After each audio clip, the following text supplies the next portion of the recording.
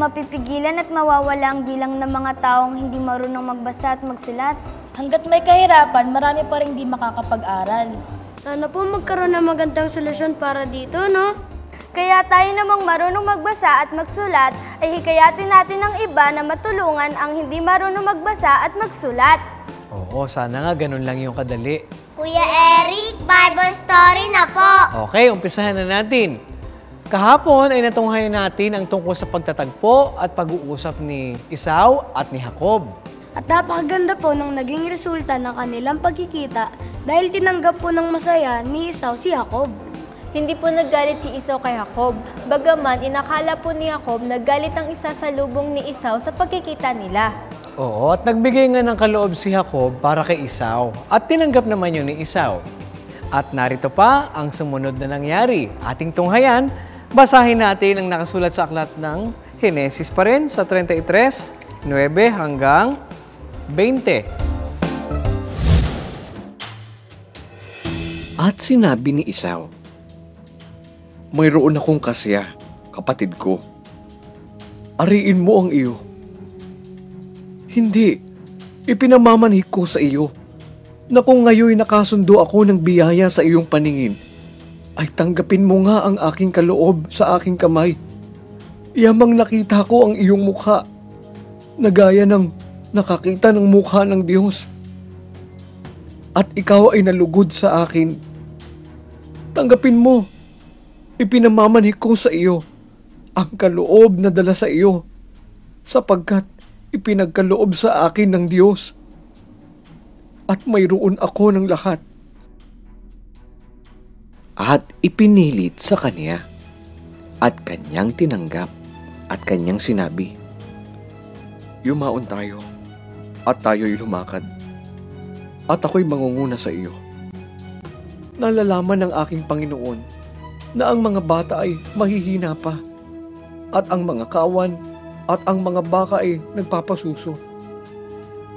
At kung ipagmadali sa isa lamang araw, ay mamamatay ang lahat ng kawan.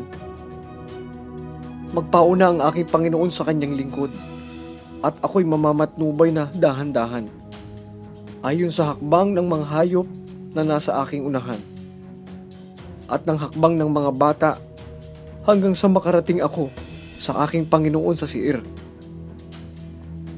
Pahintulutan mong iwan ko sa iyo ang ilan sa mga taong kasama ko. Ano pang dahil nito? Makasundo nawa ako ng biyaya sa paningin ng aking Panginoon." Gayon nagbalik si Esau ng araw ding yaon sa kanyang lakad sa Seir. At si Jacob ay naglakbay sa Sukot at nagtayo ng isang bahay para sa kanya. At iginawa niya ng mga balag ang kanyang hayop. Kaya tinawag ang pangalan ng dakong yaon na Sukot.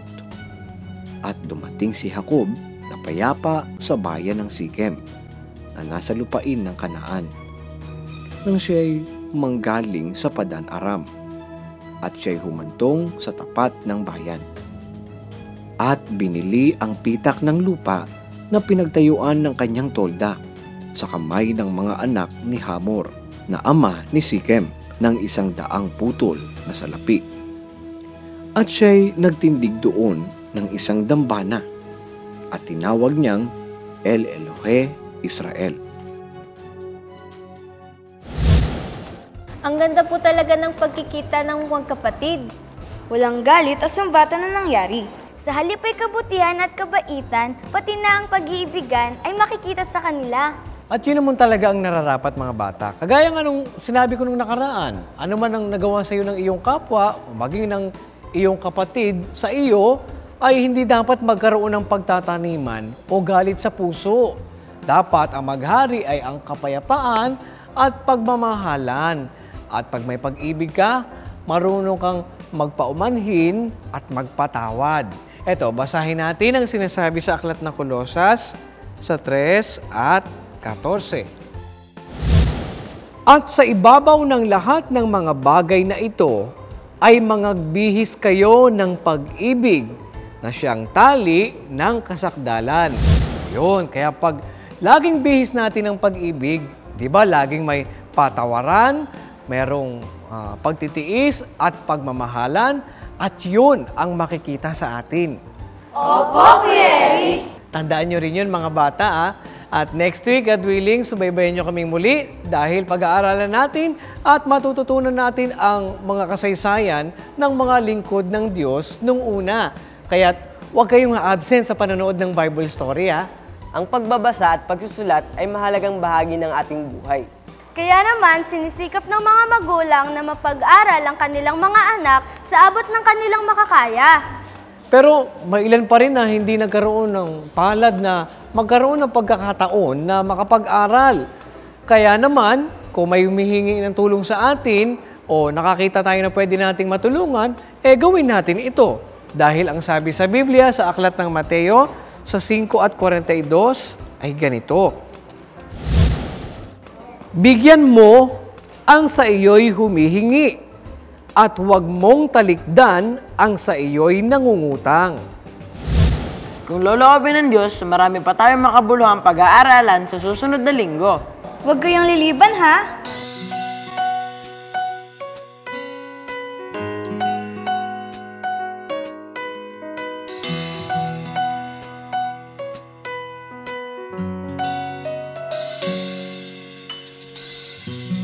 Tagulan ay dumarating, ito'y paghandaan natin.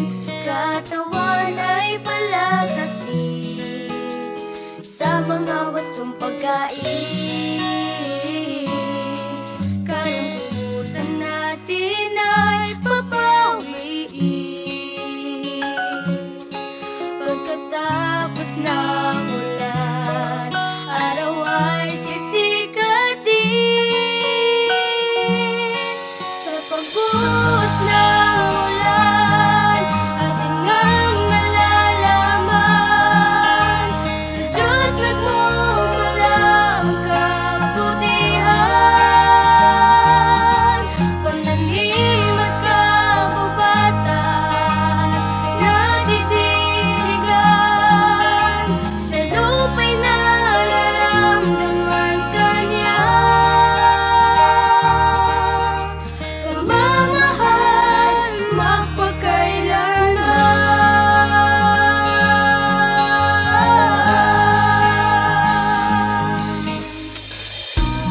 Halina't sumukob na, magkasama tayo sa tuwina.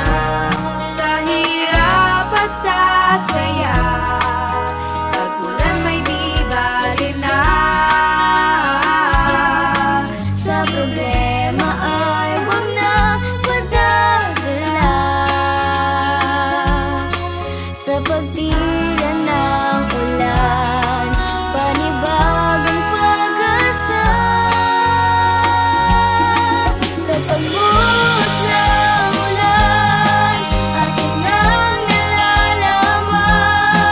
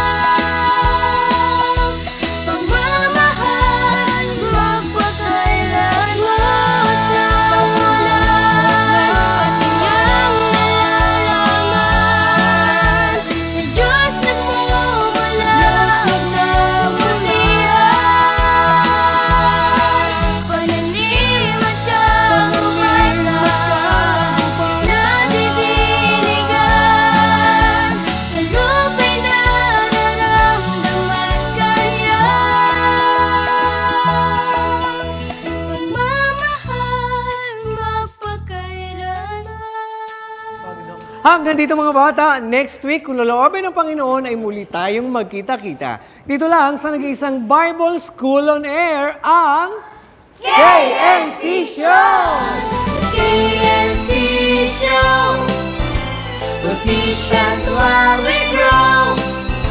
Sa tulong ng ating Diyos Ama, isipan ay magliliwanag. The KNC Show, will teach us while we grow. Sa tulong ng ating Diyos Ama, isipan ay magliliwanag na.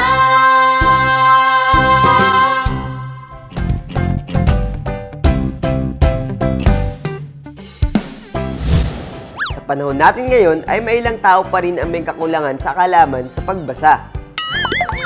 Kaya tayo namang marunong magbasa at magsulat ay hikayatin natin na matulungan natin ang... Kaya naman sinisikap ng mga magulang na mapag-aral ang kanilang mga anak sa abot ng Kaya naman sinisikap ng mga magulang na Mel!